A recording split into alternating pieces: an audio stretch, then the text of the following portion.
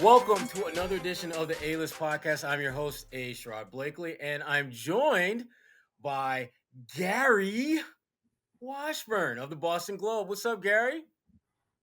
What's up? Why you act like it's a surprise that I'm here? Like I was here like the last 2 or 3 weeks. Like let's Because Gary, I'm trying to be excited about you. wait, Can, treat me like I be Obama or excited? something. Like Can I be excited about you being here, Gary? Can I no, be because excited about I that? know it's not real, but like you act like Barack Obama just stopped by. Like See, um, I yeah, can't wait to Mary Wash. Like wasn't I here last week? Like I can't wait till Kwani gets here so that she can balance this ish out because you being Gary Washburn. I'm Damn just it, saying. I'm trying to be Like damn, bro. excited. Gary, these are exciting times, bro. Oh Your yeah, Boston Celtics are winning more yeah, than one game yeah. in a More than row. that's true. That's true. That is something to be excited about with this crew, man. As I mentioned, A-List Podcast, Sherrod. Kwani will be here in a little bit, I believe. We got Gary Washburn from the Boston Globe. And let's just jump right into it. I mean, the big news with this team is you're coming off I can't even call it a big win. It is and it isn't at the same time. I mean, you beat Orlando, which in itself is not a big win, but you got a 50 piece from Jaylen Brown in the process. Just your initial impressions of what Jaylen was able to do in that game, and just the Celtics finding a way to win that Orlando game. I was impressed with Jalen's performance. He's been the lead dog the last couple games with Jason out, and he willed his team to a victory, but it shouldn't have been even that necessary. I mean, Orlando did come back and they played Chicago tough. On Monday night, they lost by 4 at Chicago, so it's not like they played a team that didn't play hard, but you should have won that game going away. Orlando was extremely undermanned, but they just went through that same lull, that lackadaisical thing they go through seemingly almost every game. And then they had to rally and then basically put pressure on a young team that doesn't really know how to hold leads, and they cracked and they won in overtime. So, I mean, a win's a win in this league. I mean, let's be honest. Milwaukee lost last night to Detroit at home. Brooklyn got Sadiq Bey balling. yeah, Brooklyn got spanked by Memphis. So there is no letting down, or in terms of like there is no easy opponent in the league anymore. I mean, Detroit walked right into Milwaukee and beat the Bucks.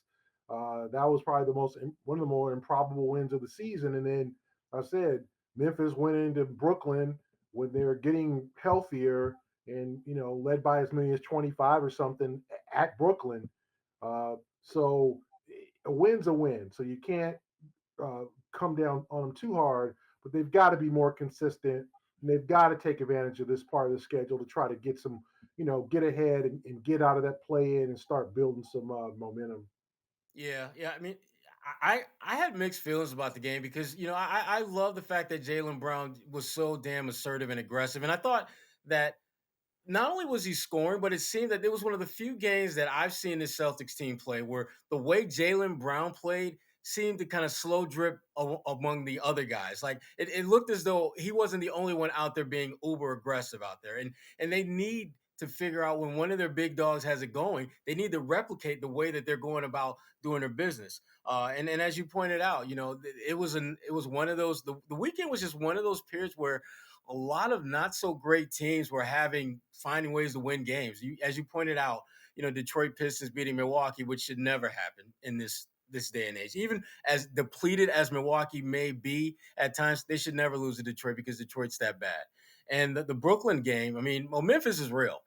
Memphis is a legitimate team out west, but they're a legitimate playoff team, whereas Brooklyn is a legitimate title contender. And when you've got James Harden, you got Kevin Durant, both healthy, and you got a lot of the pieces that you're going to be counting on, you shouldn't lose that game, particularly at the crib. Maybe they could have used Antonio Brown, who was never mind, because Antonio Brown would not have showed up on the floor. You gotta have to be in the game to be able to help a team. That's another story for another day for another podcast. But bottom line is this: Brooklyn. That's a game that Brooklyn obviously felt they should have won. And just watching that game in real time, once Kevin Durant and James Harden went off the floor, like they're late in the third, early in the fourth, they actually started getting back into the game behind, a lot of the end of the bench guys. But Memphis did what smart teams do. Ja, you got to come back in the game. Desmond Bain, who, when they hear his name, there's a little bit of a cringe factor if you're a Celtics fan, knowing that was a guy that literally you had. Uh, but bottom line is the Celtics, there were more things I liked in that Orlando game that I didn't like. And to me, that's progress. And when you talk about progress with this team, you have to look at guys who are getting back from COVID, health and safety protocol. Jayson Tatum being among them. Now we've seen the whole Jayson Tatum, Jaylen Brown tandem for years now. Do you think anything will be different at this point in their careers? At this point in time, where Jaylen coming off a great game, Tatum having a chance to witness that firsthand. Is there going to be? Should we expect anything different from these two going forward? I think that it's going to have to be. I hope that you would hope that as if you follow this team and you've seen how they that have grown together, that they would take this next step coming up really really soon. I mean, the trade deadline's coming up. The Celtics have to figure out where they stand as a team. Do you add to this roster? Do you do nothing and just wait till next summer, or do you start trading Schroeder? Do you start trading pieces to try to help you for the future? I think the next month is very critical. I think the fact that Tatum is going to be healthy now, he's over the COVID. In terms of what was going to say, and Brown is now healthy.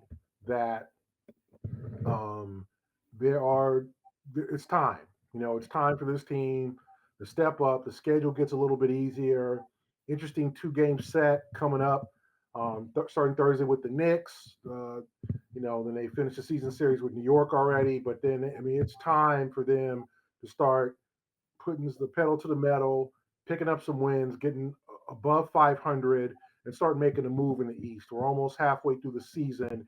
It's time, and that means it's time for Tatum and Brown to stop messing around, stay healthy, and no, the only thing that bothered me about Jalen's over the last couple of games was just the amount of turnovers, the Mhm. silly turnovers, the lack of the careless ball handling that we saw a lot during his early years, where he would dribble in and guys just swatted away, swatted off his thigh, and the ball, loose ball, because NBA defenses and guys in the NBA are gonna swipe at the ball, and in college that's a foul. In the NBA, it's not.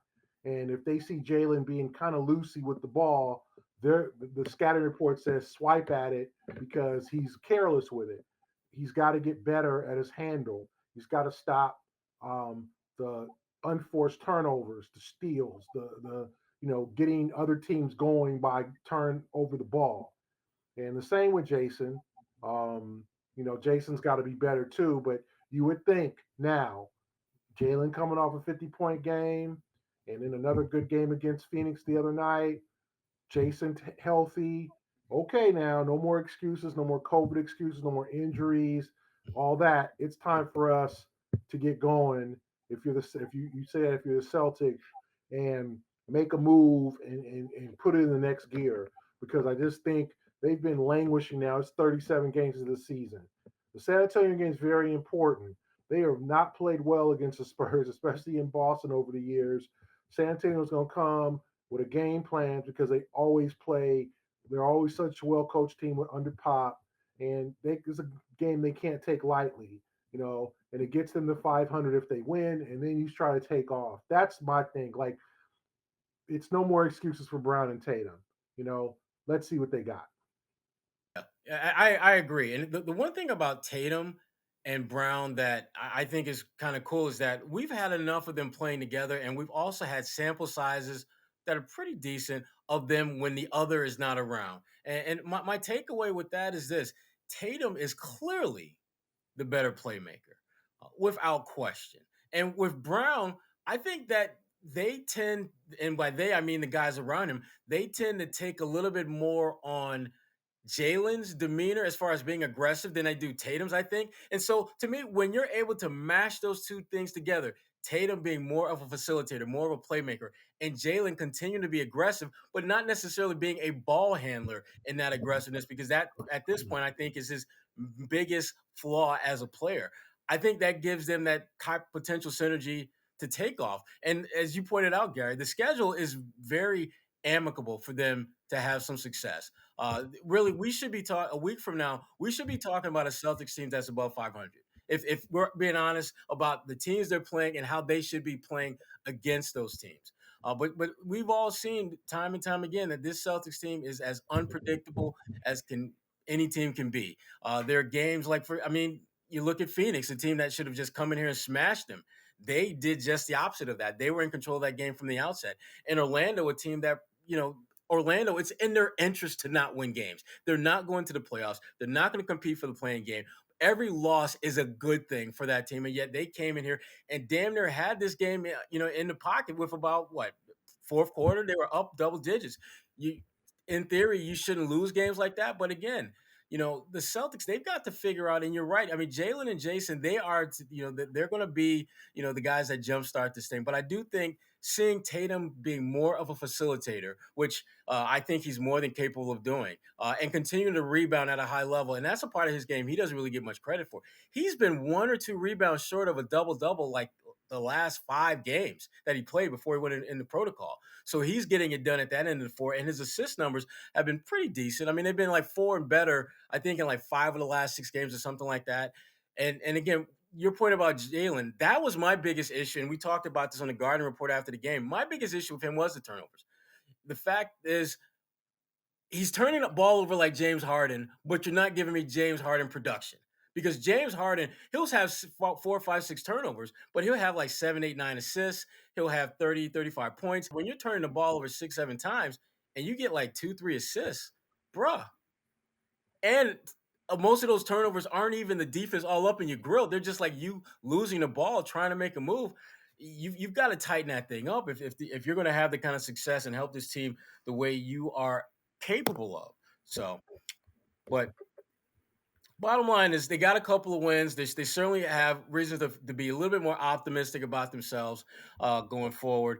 Now, we talk a lot about the Celtics, G, but I mean, there's a lot of other stuff happening around the league, and I wanted to kind of pick your brain a little bit about that and kick it about the elephant in the room when it comes to like COVID and playing and all that. Kyrie Irving looks like your boy Kai is going to be back in the mix fairly soon. West Coast, Klay Thompson is also expected to be back fairly soon. Now, when you look, obviously those are two significant pieces for their respective teams. Who do you think is going to make the bigger impact on their return? Boy, that's a good question. I'll probably say Kyrie because I think bring Clay back really slow, maybe 10, 12 minutes. Because remember, he's been off 2.5 years. His Yeah. last appearance was June of 2019. And I think was watching a game last night, and they said just unbelievable with this pandemic how long ago that really was in terms of before the pandemic when Wow. Toronto had Kawhi, right? I mean, all these things were so different, and it was just literally 2.5 years ago. And that's the last time Clay has played in the game. So you're talking about nearly 3 years off, like pushing two and a half, solid 2.5 years. I don't know if a player has ever, been in that situation where it hasn't been where they went overseas or they, like I don't know if a player's ever missed 2.5 years. And I'm Well, sure there's a list of guys, maybe a handful, maybe, but not went overseas then came back to the league or went to the G League like Joe Johnson hadn't played in 3 years or whatever, but he was in the big three. He was in training camp. Like we're talking about inactivity for 2.5 years. So if I'm the Warriors and they're already dominating, why throw him out there and make him have to play? You just want him to get a sweat, get the mental back because obviously he's going to be concerned about getting hurt again simply because he did, you know, had two very major injuries. So I think Kyrie he gives Brooklyn a lift. Brooklyn seems to need a lift right now. Kyrie is completely healthy. He's 100% fresh. He hasn't had not the bumps and the bruises. He hasn't played since uh, May, or June, I think, or whenever the Eastern Conference semis were. So he is literally, 7 months, 6 months from playing ball, but has been working out. So I think they throw him in there, work it out. And so I think Kyrie at this point makes a bigger impact because from the Warriors, you don't need Klay to do anything right now besides get healthy and get in shape. Speaking of getting healthy and getting in shape, Kwani is here. I'm assuming you're in good health and you're in good shape, Kwani. I am. I am. I had a doctor's appointment. I had to take care of my health first, but Exactly. I'm See, good. Gary was cringing. Gary was like, "Where's Sherrod going with this? Where he go? There you go. There you go, G. It's called the Sherrod loves transition his game, Gary. transitions. Don't you know I'm a point guard at heart, Gary. Transition game. I got this. I got this. Kwani, but we were just talking about Kyrie and Klay Thompson and who would make the bigger impact. And Gary is once again on Kyrie's team because he's always on Kyrie's team. Uh, Yeah. I am. I'm taking Klay on this one, and I'm taking both actually, and I'm gonna tell you why I'm taking both. Kyrie is going to make a much more significant impact short term for all the reasons Gary laid out. The fact is, Brooklyn needs him so much more than Golden State needs Klay to get on the floor and make an Yeah. impact. But when you're talking about the big picture, you're talking about winning a championship. Golden State is my new favorite to win it all when once Klay gets back because as Gary eloquently pointed out, they are going to ease him back into the flow. But best believe when the chips are at the middle of the table and we talking playoffs, Wow, right, Klay Thompson gonna be that it's a dude. big stretch. It's a, I'm gonna take the team with the best record in the league who hasn't had their All Star. I'm gonna pick them to win the title. Sherrod, you ain't exactly Gary, going on the limb there. Like, Golden State was not going to win okay, a title if Klay doesn't come back. Golden State will not win a title if Klay does not come back. I don't care what their record is. They're not going to beat Brooklyn. They're not going to beat Phoenix if they don't have Klay Thompson. okay. Because I'm telling Klay puts them over the top, and you know this. They're just one of the really good teams out west without him. With him, they become that team. You got your boy Andrew Wiggins balling out. You got Jordan Poole, who's doing his thing off the bench behind the soon-to-be Splash Brothers 2.0. You got Draymond Green doing Draymond Green things. Come on now, you start looking at that roster, You give and me we don't all the even talk reasons about why they'll Wiseman. win without Klay, though, right? What's that? You give me all the reasons why they'll win without Klay because all these guys They need more, Gary. They need more. are balling. They need more Listen here, than what they got to win it all. I don't Because agree. I think go ahead. no. I think what they're a team that is very sound, talented, but everything has to go right, and everything has gone. They've stayed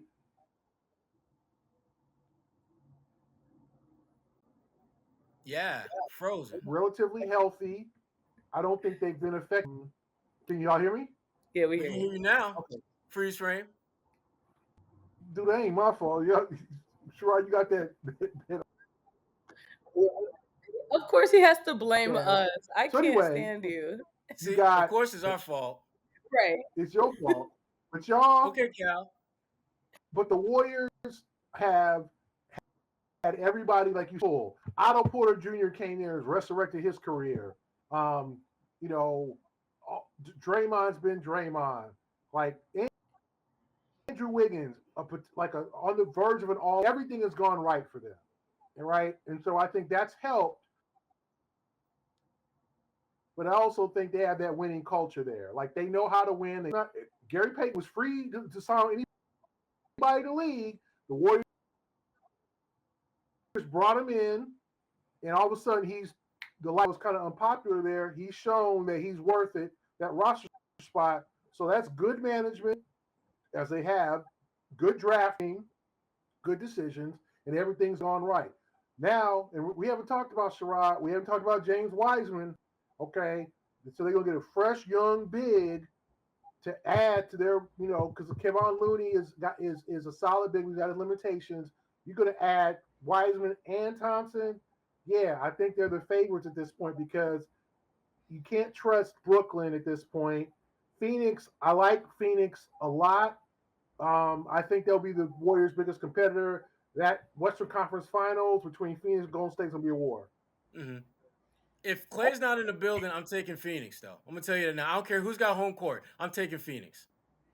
That's I'm the taking tricky Phoenix. part about this entire debate because with each team, you look at their standing in their respective conferences, and I think both of them could have this equal amount of impact on their roster.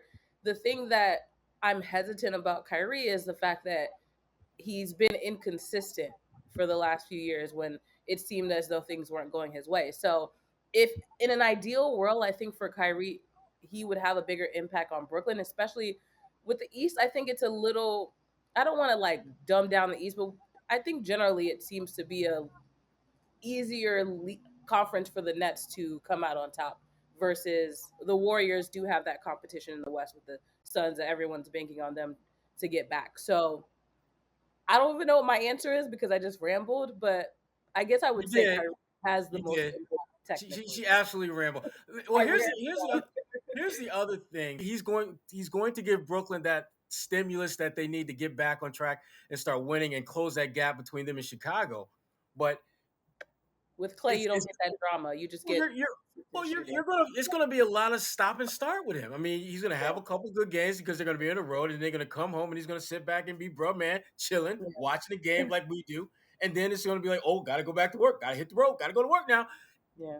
That's I'm not so worried about continuity or any of that other stuff. I'm just simply thinking that you're not going to be able to have the kind of cohesiveness when Right. it matters most Right. because of that. You need to feel as though you are in those trenches from sun up to sundown, not Right. from sun up when we're on the road to Right. sundown And then when sundown. we are Yeah. got to go back home. And then it's just like, okay, you got to go and do what you got to do. I think it's going to be very problematic for them deeper into the season and when we get into the playoffs because I mean the scenario that I'm thinking of and I know that the Nets I gotta believe they thought about this. What if we lose like game 5 at home and we're down 3-2? No, we lose game 5 on the road and we're down 3-2 and we got to come home for And game you need 6 time and for he that. can't Yeah. play and he Yeah. can't play Oof. and we lose game 6 at home and then it's just like how's that going to play out with your fan base? How's Yeah. it going to play out in that locker room? Yes, you were glad to have him back because you want him to give all that he can, but that's kind of part of the problem. You're Yeah. not He's getting back all there. he has to offer. Yeah. So, I mean, again, I hope Brooklyn has a lot of success because I think they're a good team, but I just think Kyrie's return at some point is going to bite him in the ass. And Hmm. most likely that's going to be in the playoffs. What you think, G? I think that you think they hope one that the rules in New York are different in May than they are now, and two that maybe Kyrie is encouraged to get vaccinated before then, to where he understands the importance to this team trying to win a championship, and he says, you know what, I'm gonna do this. Now I don't bet on that because he's a stubborn person. He hasn't gotten it already. He's still like, hey, I'm not vaccinated, But so there's several athletes who are around there who feel the same way. But I think the Nets are banking that he is convinced that this is the best thing I need to be about my team, especially when it gets to playoff time. And yeah, there's going to be competitors to Brooklyn in the East that they might not have home court advantage. Chicago looks like the real deal at 25-10. I think it's the third best record or fourth best record in the NBA, best record in the East. The Bulls look like they're a formidable opponent. There's Milwaukee, and Philadelphia, Miami. There's some teams there, so there's no guarantee that the Nets won't be the third or fourth seed. Mm-hmm. What if Chicago and Milwaukee race it, have great runs to the end of the season? Brooklyn might be the third seed or even the fourth seed if Philadelphia or Miami wake up, right? So you just don't know at this point. I think that's why they're bringing Kyrie back because they don't want to be that fourth seed. And let's be honest, like home court advantage for them is sort of a disadvantage because Kyrie can't play at home. Right. But like you said, if they lose a game 5 at home and on the road and they got to come home and win a game 6, what's going to happen? But I think they're thinking like let's just get him on the floor, get him with his teammates, and then we can worry about that in May. But right now it's January. Yeah, and and again, you mentioned Chicago, who has been, I think, probably maybe the biggest surprise of the season Seriously. as far as the way that they're winning, how they put this team together, and a big part of what they're doing is DeMar DeRozan. People forget that. When they think of DeMar DeRozan, they think about, oh yeah, Mr. Toronto, and forget about that little hiatus he took in San Antonio. Right. DeMar DeRozan, and we've been around the league long enough to know every year there's five candidates for league MVP, and there's always that one guy who probably doesn't belong in this list, but he's having a great season and his team is balling out. So we're just gonna throw his ass in the list. Why Isaiah not? Thomas, I love him to death. That's my dude for life. He was in that Oh, list. and He yes, was he was that yes. guy. And this But year, it looks against like DeMar Russell Westbrook DeRozan. and James Harden. Right. This year, it looks like DeMar DeRozan might be that guy. The way that if the Bulls continue to have the best record in the East, which is not as big a stretch as people might think, DeMar DeRozan deserves to be in that conversation. He's not going to win it. Yeah. But if you're talking about the top 5 candidates in the league, am I crazy to think that DeMar DeRozan, if the Bulls can maintain their spot atop the East, should be in that conversation? No, I not think at that's all. realistic. If you told me a year from now that they'd be number one in the East at this point in the season, I don't think I'd believe you. So the fact that he's championed that success and really been an integral part of it, I don't think it's a weird statement to make at all. For me, Yeah, it feels. Go ahead, Gary. Well, I think the biggest surprise in the league is Cleveland. That too. The 21-16, they lead the East in point differential, which means Yep, I understand. That's true. Mm-hmm. Mm-hmm. Yep. You right. Yeah, I mean, a LeBron-less Cleveland is always going to be a shocker. That they're this good this late in the season, and by late in the season meaning like after Thanksgiving. Right. Yeah. With Taco Fall. more than anybody.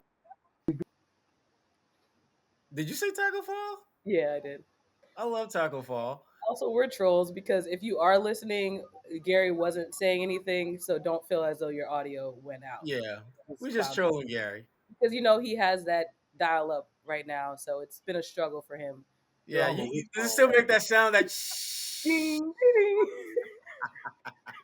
Kwani, what do you know about that? I was on AOL, okay? Don't try to play me right now. Do not try to play me. You don't know nothing about that. Don't be trying to play me. Come on, Kwani. I can't. Gary got that phone plug-in Wi-Fi. with the little co-oping where you put the phone in one side and your internet in the other, and you plug it into your wall. Come on, Gary. Oof. Sorry, Gary. You got your Wi-Fi game up, Gary. Don't worry. We'll work on that. We got you. We got you covered. We got you covered. He's right, though. I mean, the more I think Cleveland is the biggest surprise in the NBA because they're Cleveland and they typically suck. And Gary, he's spot on about that. They typically suck, and they don't suck this year. I'm shocked that. I mean, let me ask you this, Gary. I mean, why is Cleveland so much better this year? They play defense, and they have the development of Darius Garland is a pure scorer. Said, listen, like we're going to defend. We're going to we don't have superstars. We don't have the guys who can get us 40, but we have guys who can defend. We're going to be really bigger than most teams. So we're going to make scoring in the paint difficult. So, and then they've gotten, before he got hurt, Ricky Rubio was playing great ball for them, and they have a bunch of guys who the Jetty Osmonds and even Kevin Love has played really good ball. Like they have guys who have fit into their roles, no egos, and they play hard. And I think there's this semblance of we want to make something of ourselves after LeBron left. And it's been a hard road. Remember, LeBron left in 2014. So it's been 7 to 8 years now that Cleveland's been trying to find itself, stacking together lottery picks, trying to put together a roster. And finally this year with Garland, they have, and Jarrett Allen, the trade to get them Jarrett Allen, they have done that. They're good. They're really good. But there's a part of me that is like gnawing at the back of my head saying, but Sherrod, this Cleveland. It's Cleveland.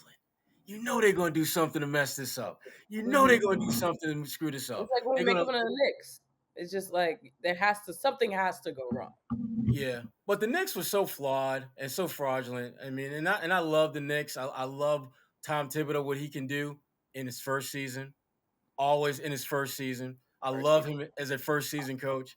Um, His teams they have a tough time building off of that. But when we talk about Cleveland, we talk about Chicago. I want to bring it back home to the Celtics, and how do you see the Celtics and their future stacking up against those teams? Because it's clear that Chicago is like they ain't going nowhere no time soon, and Mhm. Cleveland got a bunch of young pups who are playing well, but they still don't know what the hell they doing half the time out there. But they're finding a way to win games regardless. Where are the Celtics in this new norm of the NBA where you see a lot of young teams that are racking up wins when we're used to seeing young teams, frankly, getting that ass spanked with the regular? Where do Celtics, where do you see them stacking up here? I mean, are they middle of the pack? Are they bottom of the pack? They ain't top of the pack, so we know I that. mean, when you're below 500 and there are 8 other teams in front of you in your conference, and those teams that you mentioned are all ahead, I don't think you can really bank on the Celtics being, I mean, at least consistent enough to get to that level just yet. Like all of these teams, the thing that they have in common is the fact that they have been consistent with the way they close out games and are able to win, and the Celtics still haven't been able to figure out how to do that. Until they can figure out how to consistently close out games, then I wouldn't even want to put them in a conversation. Yeah. My whole thing with the Celtics is this: they're good enough to play with the elite teams of the East. We saw what they did. They Right. beat Milwaukee twice, and then they could have beaten them in Milwaukee. Hmm. They Brooklyn spanked them. You can call that a bad game. Like they have beaten and played with the elite teams, but to play, remember that Chicago game, they led by 19 at the end of the third quarter, and they just collapsed. Total choke job, right? So if you are the Celtics, you know you have the talent to play with these teams. Right. You just have to be consistent. No lackadaisical quarters, no taking time off, no 8 turnovers in a quarter, none of that BS away with at sometimes and sometimes it's been biting them in the butt during the first 37 games. That they almost lost the Orlando game, that they lost the Right. Philly game, getting outscored 18 to 6. They lost the Milwaukee game, getting outscored 19 to 4 down the stretch. Like you can't allow that to happen. If they don't allow those things to happen, they play a game where they commit 12 turnovers, not 22, where they are efficient, solid, no lapses. They make a run, the other team makes a run. They can go to the conference finals. I think they have enough talent. Talent's not a problem. I don't think Udoka looks on the court and says, this team ain't talented enough. He looks on the Right. court and says, we can't, we're not consistent enough. We just lose our heads in games. We take bad shots. We don't get back on defense. We don't we make silly globetrotter type plays when the basic pass. Robert Williams throw it behind his back on a fast break to somebody, or Marcus When Smart. he had a dunk, Yeah, where he has a dunk. Marcus Smart throws it over his. can't talk bad about Marcus Smart. It's gonna get you froze up every time. Hmm. Stop that if they can do that. But if they can't, like Kwani said, they're eighth, seventh seed. They're with the Charlottes, the Washingtons. All those teams are beating each other, right? Charlotte, Washington, like all those teams in the 5, 6. Uh, that's where they are right now. To me, they have a chance, but they've got to be much better. Well, they have to be much better as a team, but within that conversation, there has to be someone that emerges that's not named Jayson Tatum or Jaylen Brown.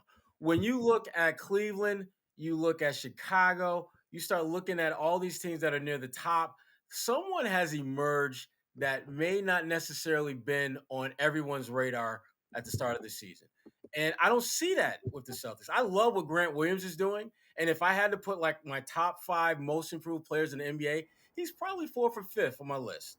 But that's not going to get it done. You need more than a guy to be significantly better when they really weren't that good before. Because right now, Grant Williams is a solid, serviceable NBA player who should be, who I think has played well enough to where he's in all, if not most, teams' rotations throughout the league. I think he's played well enough to where you can feel confident and Welcome. comfortable. You've got mail. But Gary, No. Please got tell him. me you're trolling yourself. Wow. Oh my Damn. goodness. See, I told you you had that AOL Wi-Fi from He back actually in has like, how do you still have that system? 88.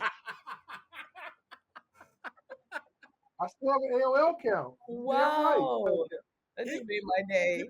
He's popping his collar about the AOL account because at some point this internet, at some point we may have we may have to go back to plugging it in, and if Look, we do, G Money ready, Gary is ready. ready, covering all the bases. Yeah, I internet. respect that. I respect that. Wow. Woo, damn, where was I? Okay, I don't even No, know. y'all can't Just come over a my house. no, great no, moment. but No the invite. Celtics, though, they listen. They need somebody to be that dude. We're not seeing as much of Neesmith and Pritchard and Romeo. And he talked about how, he's getting great play out of Schroeder. He's getting great play out of Josh Richardson. And because those guys are playing, not just playing well, they're playing consistently well. They'll have a bad game here or there, but I don't think either one of those guys has had like maybe a 2 or 3 game stretch where they struggle. They've had a game or two every now and then, but for the most part, they've been one of the top 5, top 6 players on this team night in, night out. And that makes it hard for guys like Pritchard when they get in there because there's so much, that this is your shot. This is your moment to do your damn thing. And if you're a young guy, you may not be ready for that. You may need a little bit more runway to do the damn thing. And we're seeing that. But I respect the fact that Ime is straight no chaser about that. Like, young fellas, y'all not playing because these OGs are better than you. Yeah. These OGs are more consistent than you. That's why you're not playing. And so if you're a young buck, you got 2 choices. You either accept that and just sit on the bench and do your ML card thing and wave your towel, or you bust your ass when you get in the game and make something happen. I like what I'm seeing from Pritchard now. He seems to have gotten the memo that I need to bust my ass and make plays when I get in the game because Dennis Schroeder, he's kind of better than me right now. And if I'm getting minutes, I need to show that I can outperform him at some point and make it so that if they decide to make a move and move Dennis on, they're confident that I can step in there and I'm ready to do that. So, Yeah. Gary, you look skeptical of my theory. No, I'm not so sure Schroeder is better than Pritchard at this point. I don't think. Really? I think Schroeder's been wildly inconsistent. I think he's made a lot of bad on-court decisions. I think he has saved them in some games with his scoring, but I think lately he has not had a good stretch. Just some of the decisions he makes. Peyton, I think, has deserved more minutes. I don't know if it's taken away from Schroeder's minutes, but he deserves to play more. But I also think that Schroeder is just game tested. He's been in the big game. You can trust him a little bit more. We'll see from Richardson what he provides because it seems like he's been the minute he gets going, he got a foot injury or sickness or something. Richardson's kind of been, to me, not a disappointment, but I just thought we'd see more from him. I thought he would have more of an impact. And there's times when he does play, he does have an impact, but then it'll be like, lower back strain out 2 games. Like they need to get somebody who can damn shoot the ball, like come off the bench and hit threes. Someone who can come out like just a specialist, like a Desmond Bain. Yeah. I mean, somebody like that. Gary, I can't help but just scratch my head about that one because the one thing that we've seen over the last decade with the draft is that older players, juniors and seniors in college that you take near the end of the first round, perimeter guys, they turn out to be pretty good. Malcolm Brogdon, Desmond Bain, his entire career at TCU, he made shots all 4 years. That's literally all he did. And you look at your roster, what do we need? we need somebody who can make shots.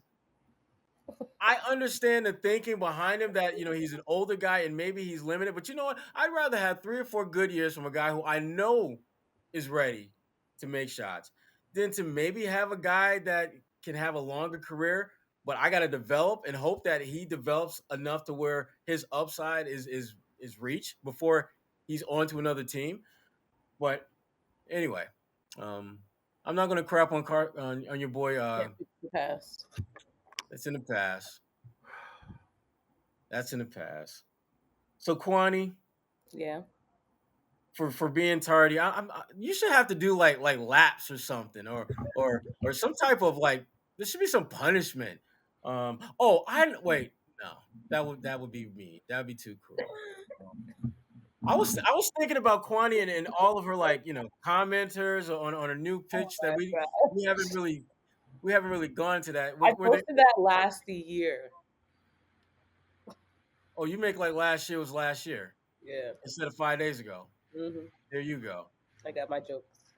You got your jokes. You got your jokes. I tried. Well, look, outside of punishment, I'm gonna be nice to you, Kwani, because it's a new year. I'm gonna try to be nice to people Oh in yeah, 20. that was your goal. You did say that on the record.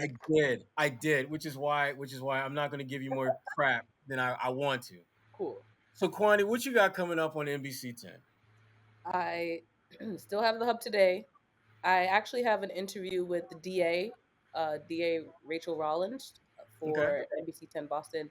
So that will Knowing a be DA is a good thing, Kwani. yes. I'll get into off camera why it's a good thing, but being on good terms with the DA, I can tell you it is a good thing.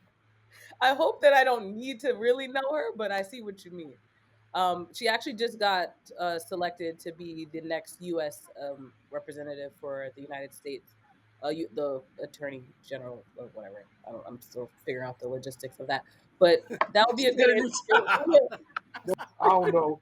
She got some little promotion with the She U.S. got some kind of Yeah, promotion. Congress voted her in. I know the process. Somebody hooked her up with a new job. She got a raise and all that. Like what? Yeah. She's balling now. She's doing something. Tell her that. So I'm gonna start with that. Got a promotion. What's up with that? that? I heard something happened and you're gonna get a raise. What's up? Can you explain it? Y'all hiring down there to do some right. So anyway, okay. So you're gonna talk to the DA person who got the new job hookup. Got you. Yes. What you got, Gary? Anything coming down the globe? Common sense? Anything we should be on the lookout for? Well, just continue Celtic coverage. You got this interesting set of games coming up, and then more columns coming your way. My thoughts on Boston sports and other social sports and society and all that stuff. So get ready for that. So yeah, are we closing this up? We ain't got no discuss. We ain't got no more topics. Like we're close. Gary, you guys want to be Gary? We never talked to you about Tristan Thompson. Oh my gosh! Yikes! Yikes! You are the father. Again. Wow. That family is just, they live and breathe drama. And he is now part of that family, even if they're not married. They're not married. So he's part of that. I think honestly, the disappointing part about that is like the Celtics thought he was all fully invested and locked in. And obviously his off the court life is just taken away from his on the court. And he's still a relatively young guy. I mean, I think he's 31, 30. It's not like he's 37 or just on his, I mean, he might be on his way out. Who knows? I know he hasn't played as much with the Kings, but it's just really interesting how the Celtics had so much faith in him that he just said, "Oh, I'm ready and I'm ready to win championships again. And it's time for me to get back into playing high level basketball." But just, even the stuff that we heard during last year and stuff, him being in the streets and just doing things, that some professional athletes do. It is what it is. Yeah. Whatever NBA, WNBA, I don't care what it is. Pro athletes do things that they do, but just that it took away from his experience in Boston, and now he's really, this whole thing, and it just doesn't reflect well on his image and his reputation as a guy who was kind of a workman-like dude who was just relentless and all those, years he tore up the Celtics with offensive rebounds on those LeBron teams, and now he's just kind of like, you know, he's a meme. He really He is for is. the streets. And it's sad because every time I see his name trending on Twitter, it's never basketball related. It's never, oh, he had a triple double or did something phenomenal on the court. It's always related to some kind of drama with a woman and or children. And I just don't think that should have been what he wanted his brand to be, but Yeah, he decided that he wanted to be for the streets, and now we're seeing that play out in real time on a daily basis. yeah, Right, and for me, the thing, it's there's so many things about his whole situation that are troubling, but the fact that he was so forceful about that is not my child. We only got together one time Okay, when look, all the receipts and all the show that nah, that's wrong, you that are was the wrong, and father. you are. I mean, it was like a real time Jerry Springer moment. Yeah. Where Jerry, there wasn't no envelope to open. It was just like they took it to court and they got the test, and the test said you are the father. Also, not It's to sound judgmental, but for me, it's just like, especially with professional athletes, we know we've talked about how there are groupies and there are so many people that are after your money in different ways. I just don't understand why some people aren't smarter about the people they associate themselves with, because obviously you're going to get women knocked up if you're being a little reckless about it. So do they not think about that? Like, now you have a paycheck no, they for don't think 18 about it. years. Like, it doesn't make sense to me. Well, I think it feeds into the belief that I think a lot of professional athletes and a lot of people who have a certain status believe that whatever rules that apply to society don't apply to them. Whatever pitfalls that will take other people down, I'm above that. That Yeah. can't touch me. And it's not until they are touched by Mhm. those rules and things go sideways and people start giving them a side eye and they Mhm. realize, oh crap, that was really bad what I did. And now the entire world knows I did it. Mhm. That's when it sinks in that, oh, maybe I need to at least acknowledge that, you know, my shit needs fixing. Mhm. Um, I don't know if Tristan's at that point. I think about him. I think about, a guy like Antonio Brown, who, I mean, it's crazy to me. And again, I wrote about this for Ebony. It should be up later today or Wednesday about how shameless plug. Go ahead. Right. it's a Just so you shame. guys remember. Shameless plug, but I, Yeah, I wrote about it. It feels as though the NFL is finally ready to kind of wash their hands of Antonio because he committed the greatest sin in sports, quitting on your team. Forget about all the other stuff that he did was just really effed up. Forget about the fact that all this the sexual allegations and the helmet issues that he Not had in those Vegas. people that have done services for him. Right. The fact that he couldn't even stay in New England for 2 damn weeks before he effed that up and had to be and got waived. Quitting on the game is what will ultimately be his swan song to the NFL. And But it yeah. just it's just it the idea that that's what it took for teams to be like, we don't want to touch this guy anymore. Forget about all that other stuff, but it's this quitting on the team thing. That's what's going to really That's it. That was it. That was a tipping But point. knowing the history of the league, I still think, one, obviously he's very talented. There is going to be a team that, if not already, is still going to try to express interest, navigate to see whether or not he's a risk worth taking, even though other teams have already proven that he's not worth it. Three other teams have already at this point, but someone's going to want to snatch him up. And to your point, it took him quitting and not all the other allegations for them to even consider not putting him on an NFL roster. I So I think this is want going to be to it. I'll say this. I'll say this. I think the tragedy of this whole thing, Mhm. okay, is that NFL teams will continue to give Antonio Brown chances. He had sexual assault. He had uh, multiple charges, but then Colin Kaepernick is still sitting at home with guys like Mike Glennon and dudes starting like he won't get a call because he was political, but Antonio Brown can harass women and sexually assault women. But hey, as long as he's clean and he can catch a ball, we're all good. The NFL is a very interesting way of judging black men and allowing certain men in and not and excluding and blackballing, Mhm. pun intended, others. And I just think it's just fascinating how Antonio Brown continue to get chances, and Kaepernick is still sitting at home while all half these teams are putting out pathetic quarterbacks, and Sam Darnold's and all these guys, Joe Flacco's and all these guys that are, and these are billion-dollar corporations, and the quarterback is the most important position. You could see how the impact of a quarterback with Tom Brady and Aaron Rodgers and even Drew Brees and Peyton Manning over the, like, the impact of that position, and that so many teams will pass this one guy up because he was political and conscious, but yet Antonio Brown continues to get chances. And I read Josina Anderson's tweet who Yeah. said there's teams still interested in him, and it's going to be his choice whether to come back when the Tampa Bay releases him. Like, that just says a lot about our society and our judgment and NFL teams and owners and what's really important to them, because there's no way Antonio Brown should ever touch the football. And people are like, well, who was more of a cancer? T.O. T.O. was a diva, but Mhm. T.O. didn't get no cases and all that. He T.O. showed up.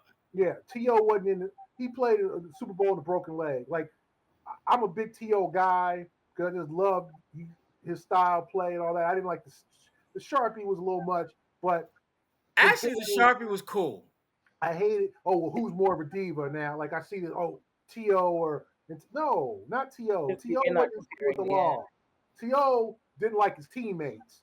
Like, Right. some of those dudes, he didn't like them. He didn't like. He wasn't big on Donovan McNabb, and a lot of You had to players. bring that up, didn't you, Gary? Yeah, I'm sorry, Syracuse guy. A lot of players have had issues with Donovan McNabb, but my whole thing is it just shows you hypocrisy of the NFL, where Antonio Brown is still on somebody's list, but Kaepernick, oh no, that's too much of a headache. But I said, you see these ball games, especially this coming week, right? When there's a week 17, and you're going to have a bunch of terrible, pathetic quarterbacks out there, guys you never heard of, guys off Garrett Gilbert, guys off the street playing the most important position in professional sports, but they will not give my man a call. But Antonio Brown, his cell's gonna buzz the minute that he says, "Hey, I got it." He comes up with some elaborate excuse about what happened with him and Arians, and says, he told me to f off, or he said something offensive, and I wasn't gonna have that. All he's got to do is make up a story.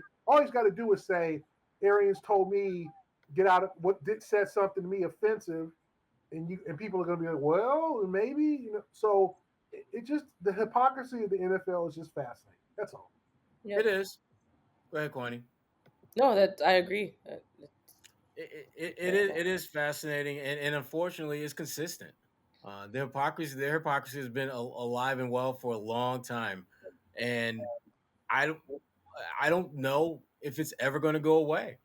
I don't know if it's ever going to change. I don't know if it's ever going to improve to the point where a guy like Antonio Brown, who can have as many transgressions as he had, it won't even be considered that you sign him because of all the baggage that he's bringing. But the thing about Antonio, well, I'm a little bit leaning more on the side of him not winding up somewhere else. He's lost a step or two. He's not the same dominant player. He's good. He's Yeah. still a good receiver, but teams, I think, there was a scale between this is what he brings to the team from a talent standpoint. This is the baggage. It's a little bit more balanced out now, and one would argue that there's probably more baggage that he's bringing to the table than talent to your team. And if that's the case, it literally becomes a matter of just financial business sense.